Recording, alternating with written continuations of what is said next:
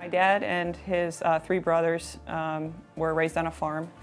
They've been farmers their whole lives, and they farm about 3,000 acres. I used to show cows and or steers and horses at the fair, and I also mowed the lawns for all the farm properties. So I was born and raised knowing how to work hard. My dad was my hero growing up.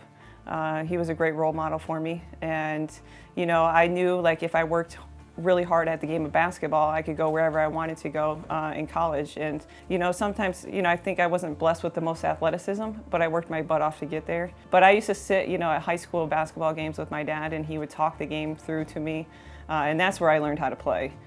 We used to have some heated 2-on-2 games, and it was always my older sister Jen and I on one team, and then my dad and my younger sister Sandy on the other team. And he always wanted us to learn how to make a hook shot.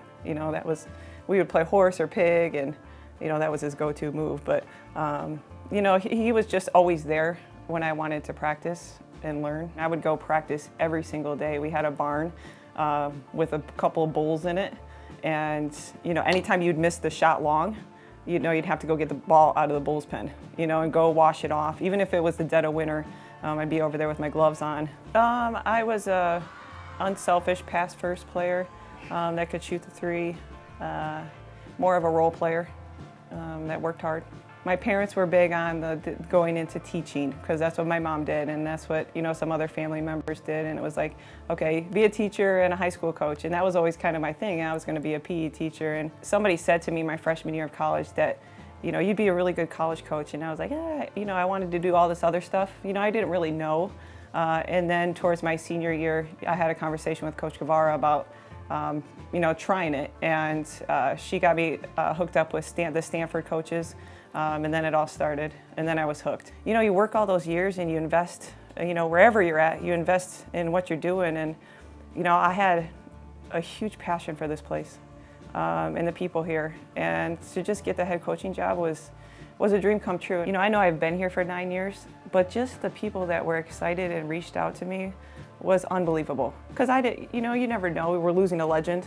I have huge shoes to fill. I think being an assistant for as long as I was, and then the last 9 years of being an assistant with Coach Guevara, and the fact that she gave me so much responsibility, the transition to being a head coach wasn't as difficult. I remember we were in McGurk this summer, and I told him to look up at those banners and I said, I want another year on that banner this year. And I was like, and here's how we do it.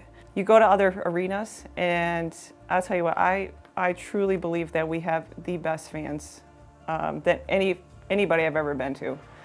Just the excitement, the way how loud they're getting, the last 2 games, it's really helped us win games. This is my passion, and I love coming to work every day, and I love working with the people I work with.